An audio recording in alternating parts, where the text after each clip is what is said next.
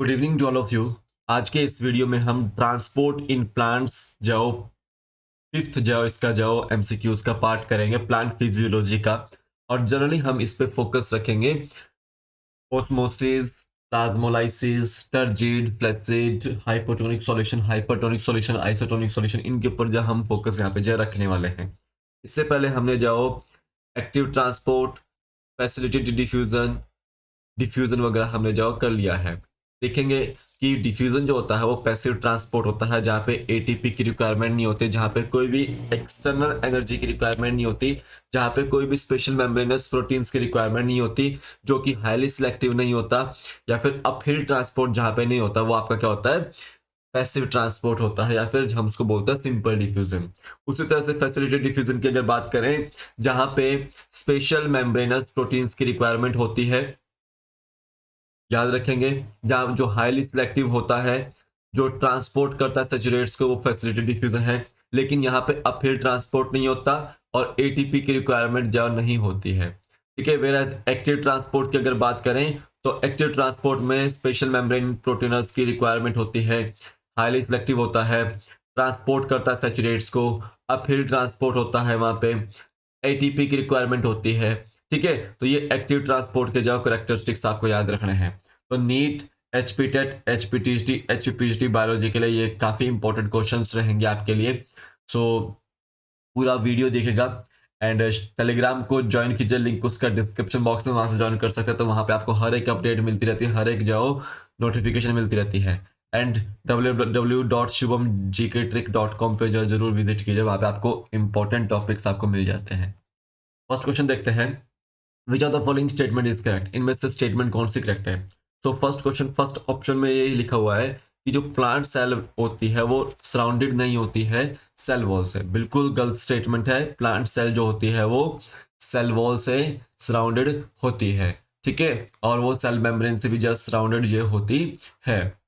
याद रखेंगे, तो जो सेल वॉल है उसकी वो सेलुलोज की बनी होती है, ये एक तरह का कार्बोहाइड्रेट है। तो plant cell wall is surrounded by cell wall, ये स्टेटमेंट जो गलत है। दूसरा याद रखो कि जो प्लांट सेल होता है उसमें एक लार्ज सेंट्रल वैक्यूल जो प्रेजेंट रहता है। क्या रहता है? लार्ज सेंट्रल वैक्यूल जो फूड वैक्यूल जो वहां पे प्रेजेंट जो रहता है। ये भी स्टेटमेंट गलत है। इस यहाँ पे देखो, cell wall is permeable to water, ये बिल्कुल स्टेटमेंट सही है कि जो सेल वॉल होती है वो परमेबल होती है वाटर के लिए। तो देखो, ए, सी और डी स्टेटमेंट गलत है। यहाँ पे बी ऑप्शन बिल्कुल गलत है, कि बी ऑप्शन जो बिल्कुल सही है कि जो प्लांट सेल होता है उसकी जो सेल वॉल होती, उसके पास सेल वॉल होती है, उसके पास सेल मेम्ब्रेन होती है, उसके अंदर जो साइटोप्लाज्म है, बहुत सारी ऑर्गेनेल्स है, बीच में न्यूक्लियस है, फिर आपका याद रखना है फूड वैक्यूल भी बड़ा है उसका। ठीक है। जहाँ जो स्टोरेज का काम करता है, फूड वैक्यूल वहाँ पे जो प्रेजेंट रहता है, सेंट्रल वैक्यूल उसी को बोल रहे हैं यहाँ पे। ठीक है। जो सेल वॉल है वो परमेबल है वाटर के लिए, तो यहाँ पे बी ऑप्शन बिल्कुल राइट आंसर है। नेक्स्ट देखिए, the diffusion of water across a semi permeable membrane is called as. जो डिफ्यूजन हो रहा है वाटर का सेमी परमेबल मेम्ब्रेन के अक्रॉस या फिर डिफरेंशियली मेम्ब्रेन के अक्रॉस, उस डिफ्यूजन को क्या बोलेंगे आप? उस डिफ्यूजन को बोलेंगे आप ओस्मोसिस। क्या बोलेंगे इसको? ओस्मोसिस। तो यहाँ पे सी ऑप्शन बिल्कुल राइट आंसर है। ठीक है। जो ओस्मोसिस होता है वो स्पॉन्टेनियसली होता है, वो रिस्पॉन्स किसके रिस्पॉन्स में होता है? और ड्राइविंग फोर्स के रिस्पॉन्स में जो होता है।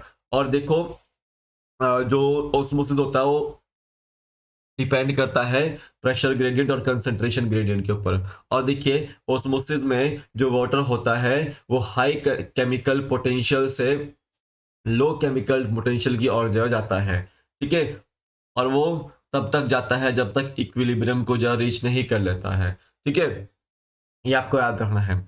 तो वाटर जो ऑस्मोसिस है वो high water potential, high chemical potential से लो केमिकल पोटेंशियल की ओर जाता है। तो सी ऑप्शन बिल्कुल राइट आंसर यहाँ पे, कि उस डिफ्यूजन ऑफ वाटर को क्या बोलेंगे जो सेमी परमेबल मेम्ब्रेन के अक्रॉस होता है, वो ऑस्मोसिस होता है। सी ऑप्शन राइट आंसर है। शुभम जी के ट्रिक एप्लीकेशन को डाउनलोड कीजिए, लिंक उसका डिस्क्रिप्शन बॉक्स में, वहां से डाउनलोड कर सकते हैं। वहां पे आपको बायोलॉजी के नोट्स आपको अवेलेबल हो जाएंगे। प्राइस इसका 100 रुपीज रखा हुआ है, मैंने आपको जो पहले ही सैंपल दिखा दिया है। जीके के नोट्स आपको अवेलेबल हो जाएंगे, जिसमें आपको Himachal Pradesh GK, India GK available हो जाएगी। इसका भी 100 रुपीज प्राइस रखा हुआ है। विद वीडियो लेक्चर्स आपको मिलेंगे। साइकोलॉजी के नोट्स आपको अवेलेबल हो जाएंगे। साइकोलॉजी के नोट्स का प्राइस जो 100 रुपीज रखा गया है। हिंदी में आपको अवेलेबल होंगे साइकोलॉजी के नोट्स। एंड याद रखना है मॉडर्न हिस्ट्री के नोट्स भी आपको अवेलेबल हैं इंग्लिश मीडियम में। काफ़ी जो अच्छे नोट्स बनाए हुए हैं मॉडर्न हिस्ट्री के। और गांधीयन प्रिंसिपल्स के भी नोट्स आपको अवेलेबल हो जाएंगे इंग्लिश मीडियम में। आपको जाओ परचेज कर लेना है। शुभम जेके ट्रिक एप्लीकेशन का लिंक डिस्क्रिप्शन बॉक्स में, नहीं तो आप प्ले स्टोर से भी जाओ डाउनलोड कर सकते हैं और वहां से परचेज कर सकते हैं। ठीक है, अभी थर्ड क्वेश्चन देखते हैं। The rate of osmosis depends on, जो ऑस्मोसिस का जो रेट होता है, ठीक है, वो डिपेंड किसके ऊपर करता है? जो नेट डायरेक्शन है वो इस किसके ऊपर डिपेंड करती है? तो याद रखना है वो प्रेशर ग्रेडियंट के ऊपर और कंसंट्रेशन ग्रेडियंट के ऊपर डिपेंड करती है। तो यहाँ पे डी ऑप्शन बिल्कुल राइट आंसर है। वो वाटर पोटेंशियल के ऊपर डिपेंड जाओ नहीं करती है। ठीक है, जो वाटर पोटेंशियल का कंसेप्ट होता है वो वाटर मूवमेंट को जो अंडरस्टैंड करने के लिए होता है। ठीक है, और याद रखना है वाटर पोटेंशियल को हम जाओ दो मेन कंपोनेंट्स से जाओ डिटरमाइन करते हैं। एक होता है आपका सॉल्यूट पोटेंशियल और एक होता है प्रेशर पोटेंशियल। ठीक है, इसको आपने याद रखना है। तो सिंपल प्रेशर ग्रेडियंट और कंसंट्रेशन ग्रेडियंट के ऊपर डिपेंड करता है रेट ऑफ ऑस्मोसिस या फिर नेट डायरेक्शन ऑफ ऑस्मोसिस। तो यहाँ पे डी ऑप्शन बिल्कुल राइट आंसर है। ठीक है, इसको आपने याद रखना है। आगे देखते हैं fourth question. Which of the following is instrument measure osmotic pressure? Which of the following instrument measure osmotic pressure? So यहां पे आपको ध्यान देना है कि जो ऑस्मोमीटर होता है वो ऑस्मोटिक प्रेशर को जो है मेजर जो करता है। तो यहाँ पे बी ऑप्शन बिल्कुल राइट आंसर है। ठीक है, इसको आपने याद रखना है। अगर देखिए एक होता है एंडो ओस्मोसिस, एक होता है आपका एक्सो ओस्मोसिस। ठीक है, ये दो टर्म्स हैं। जब आपका जाओ वाटर रिमूव होगा, विड्रॉ होगा सेल के अंदर से, ठीक है, सेल के अंदर से वाटर रिमूव हो रहा है, ठीक है, दैट इज एक्सोस्मोसिस। जब आपका सेल के अंदर जाओ वाटर एंटर हो रहा है, दैट इज एंडोस्मोसिस। ठीक है, इसको याद रखना है। तो यहाँ पे बी ऑप्शन बिल्कुल राइट आंसर है। ऑस्मोटिक प्रेशर जाओ मेजर किया जाता है इंस्ट्रूमेंट के द्वारा, ऑस्मोमीटर के द्वारा। नेक्स्ट देखिए, the pressure grade the pressure required to prevent water from diffusing is, ठीक है, उस प्रेशर जो को क्या बोलेंगे जो रिक्वायर है वाटर को डिफ्यूज करने के लिए, ठीक है, वाटर डिफ्यूजिंग को जाओ प्रिवेंट करने के लिए, उसको बोलेंगे आप ऑस्मोटिक प्रेशर। क्या बोलेंगे उसको? Osmotic pressure. सी ऑप्शन बिल्कुल राइट आंसर है यहाँ पे। नेक्स्ट देखिए, the external solution balances the osmotic pressure of the cytoplasm, then the solution will be. यहाँ पे देखो कि जो ऑस्मोटिक प्रेशर को जो बैलेंस करके रखता है साइटोप्लाज्म के अंदर, तो वो सॉल्यूशन कौन सा होगा? बैलेंसिंग के लिए आपको याद रखना है आइसोटोनिक सॉल्यूशन होगा। याद रखो ये आपका सेल है, ठीक है, ये आपका सेल है, इसके अंदर आपका ये फूड वैक्यूल है और इसके अंदर जाओ सेल के अंदर जाओ काफी सारा वाटर वगैरह जाओ फील्ड है, साइटोप्लाज्म फील्ड है। ठीक है, अगर बैलेंसिंग रहेगा, इक्वल अमाउंट में वाटर अंदर जाएगा बाहर आएगा, तो याद रखो वो आइसोटोनिक सॉल्यूशन है। और जो सेल रहेगा हमेशा वो फ्लैसिड रहेगा। कैसा रहेगा? वो फ्लैसिड रहेगा। ठीक है, उसी तरह से याद रखो कि अगर ये सेल है आपका दूसरा और इसके अंदर फूड वैक्यूल है, आपका ज्यादा अमाउंट में वाटर ऐड होगा अंदर, वाटर जो है ऐड होगा अंदर, तो याद रखना है वो सॉल्यूशन कौन सा हो जाएगा? वो हाइपोटोनिक सॉल्यूशन हो जाएगा। क्या हो जाएगा? हाइपोटोनिक सॉल्यूशन हो जाएगा। ठीक है, तो यानी कि सेल क्या होगा? टर्जिड हो जाएगा। क्या हो जाएगा? टर्जिड हो जाएगा। अगर ध्यान दो कि ये सेल है आपका और ये है फूड वैक्यूल, ठीक है, यहां से वाटर रिलीज हो रहा है, बार बार वाटर रिलीज हो रहा है, ठीक है, यानी कि कंसंट्रेशन बाहर वाले सॉल्यूशन की जाओ ज्यादा है, तो याद रखना है कि वो सॉल्यूशन कैसा होगा बाहर वाला? वो हाइपरटोनिक सॉल्यूशन होगा। ठीक है, तो इसी वजह से सेल के अंदर से बाहर को वाटर जाओ आ रहा है। ठीक है, बाहर के जो सॉल्यूशन है, वो बाहर का जो सॉल्यूशन है उसको वाटर की रिक्वायरमेंट है, तो वो होगा श्रिंक। क्या होगा? श्रिंक होगा, यानी कि वो क्या होगा? प्लाज्मोलाइज्ड हो जाएगा। तो सिंपल ध्यान दो, हाइपरटोनिक में प्लाज्मोलाइज्ड होगा, हाइपोटोनिक में टर्जिड होगा सेल, और आइसोटोनिक में फ्लैसिड होगा सेल। तो यहाँ पे देखो, जहां पे बैलेंसिंग होगी ऑस्मोटिक प्रेशर की, एक्सटर्नल सॉल्यूशन बैलेंस रखेगा ऑस्मोटिक प्रेशर को साइटोप्लाज्म में, तो याद रखना है वो सॉल्यूशन कैसा होगा? Isotonic solution. ये ऑप्शन बिल्कुल राइट आंसर है। नेक्स्ट देखिएगा, विच of the following statement is correct. ठीक है, अब देखो, मान लो आपने जाओ किसी सेल को जाओ किसी सॉल्यूशन में ऐड किया है, अगर सॉल्यूशन की कंसंट्रेशन ज्यादा है, इस सॉल्यूशन की जगह कंसंट्रेशन जाओ ज्यादा है, तो सेल में से जो वाटर है वो सॉल्यूशन के अंदर आ जाएगा, तो यानी कि सेल जाओ श्रिंक करेगा, प्लाज्मोलाइज्ड होगा। ठीक है, यानी कि हाइपरटोनिक हो जाएगा। क्या हो जाएगा? हाइपरटोनिक।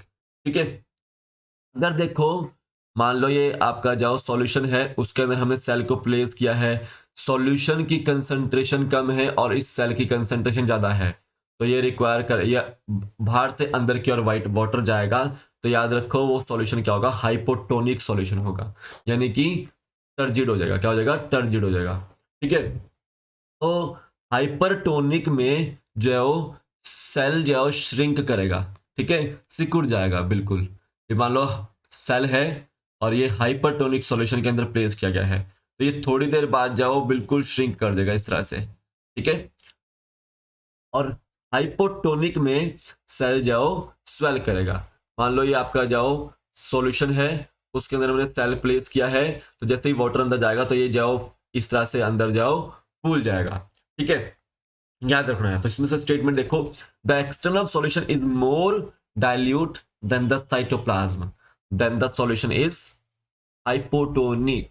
जब आपका बाहर का सॉल्यूशन जाओ डाइल्यूट होगा साइटोप्लाज्म से, ठीक है, ज्यादा डाइल्यूट होगा साइटोप्लाज्म से, तो याद रखो water will enter into the cytoplasm and the solution will B hypotonic. ठीक है, अगर एक्सटर्नल सॉल्यूशन जाओ बाहर का जो सॉल्यूशन है वो कंसंट्रेटेड ज्यादा होगा than the internal then the cytoplasm, then the solution will be hypertonic. ठीक है, तब सॉल्यूशन आपका जाओ हाइपरटोनिक होगा। और देखो, हाइपोटोनिक में सेल जाओ स्वेल करेगा और हाइपरटोनिक में सेल जाओ श्रिंक करेगा, तो यहाँ पे सी ही ऑप्शन जाओ बिल्कुल राइट आंसर है। आई बात समझ में? कोई भी अगर डाउट हो तो प्लीज कमेंट सेक्शन में जरूर लिखेगा। And HP TGT HP PGT वाले जाओ मेरे साथ बने रहें, जो भी एग्जाम की तैयारी कर रहे हैं इनकी, या फिर HP टेट वाले जो है वो जो भी एग्जाम की तैयारी कर रहा है वो मेरे साथ बने रहें, आपको यहाँ पे इंटरेस्टिंग से वीडियो लेक्चर्स मिलते रहेंगे। अभी चलते हैं आगे। 8th question, when cell placed in a hypertonic solution then the water moves out of the cell and the cell membrane of the plant cell shrinks from its cell wall, the term is called as. Simple सी बात है, जब आप किसी cell को hypertonic solution में डालोगे तो होता क्या है कि बाहर अंदर से जाओ बाहर की और वाटर आता है, और जो सेल मेम्ब्रेन होती है वो प्लांट सेल की वो श्रिंक हो जाती है। ठीक है, तो याद रखो इस सॉल्यूशन, तो उस टर्म को क्या बोलेंगे आप? क्या बोलेंगे उसको टर्म को? तो प्लाज्मोलाइज्ड उसको बोलेंगे। क्या बोलेंगे उसको? प्लाज्मोलाइज्ड। ठीक है, मैंने आपको बताया कि जब आप हाइपरटोनिक सॉल्यूशन में किसी सेल को डाल लोगे तो वो प्लाज्मोलाइज्ड हो जाएगा। अगर आप किसी सेल को हाइपोटोनिक सॉल्यूशन में डालोगे, आइसोटोनिक सॉल्यूशन में डालोगे तो वो फ्लैसिड हो जाएगा। अगर आप किसी सॉल्यूशन को हाइपोटोनिक सॉल्यूशन में डालोगे तो वो टर्जिड हो जाएगा। ठीक है, सी ऑप्शन बिल्कुल राइट आंसर है यहाँ पे। नेक्स्ट आएगा, when cell is placed in isotonic solution there is no net movement of water towards the inside or outside of the cell, the cells are said to be placid। B option बिल्कुल right answer है कि जब आप isotonic solution में जाओ डालोगे तो cell क्या होगा? फ्लैसिड हो जाएगा। अगर आप हाइपोटोनिक सॉल्यूशन में डालते हो तो सेल्स आपके जाओ टर्जिड हो जाएंगे। ठीक है, और अगर आप हाइपरटोनिक सॉल्यूशन में डालते हो तो सेल्स आपके जाओ प्लाज्मोलाइज्ड हो जाएंगे। ये आपको ध्यान देना है। ठीक है, बी ऑप्शन बिल्कुल राइट आंसर है। नेक्स्ट आएगा, the process of plasmolysis is reversible when cell is placed in. ठीक है, प्लाज्मोलाइसिस की प्रोसेस कब रिवर्सिबल होगी? देखो प्लाज्मोलाइसिस होती कहाँ पर है? हाइपरटोनिक सॉल्यूशन में होगी, ठीक है। तो इसको रिवर्स करने के लिए हमको इसको प्लेस करना पड़ेगा हाइपोटोनिक सॉल्यूशन में, ठीक है, हाइपोटोनिक सॉल्यूशन में। यहाँ पे भी ऑप्शन बिल्कुल राइट आंसर है कि प्लाज्मोलाइसिस रिवर्सिबल कहाँ होगी? जब सेल को हम हाइपोटोनिक सॉल्यूशन में डालेंगे। तो यहाँ पे भी ऑप्शन बिल्कुल राइट आंसर है। तो ये थे आज आपके टॉप 10 क्वेश्चंस। आई होप आपको समझ आ गए हो, आंसर की मैंने प्रोवाइड कर दी है। बहुत इंपॉर्टेंट क्वेश्चंस थे और टीजीटी, टेट, सीटेट वगैरह में और केवीएस वगैरह में, एनवीएस वगैरह में इस तरह के जो क्वेश्चन होते हैं, या फिर डी ट्रिपल एस बी में जो इस तरह के क्वेश्चन आपको जब बहुत ज़्यादा पूछे जाते हैं, तो प्लीज़ आप इस वीडियो को जरूर देखेगा। प्लीज़ लाइक कीजिएगा वीडियो को, शेयर कीजिएगा वीडियो को, एंड सब्सक्राइब नहीं किया है तो सब्सक्राइब कीजिए वीडियो को, लाइव चैनल को। So thank you for watching this video. Thank you and have a nice day.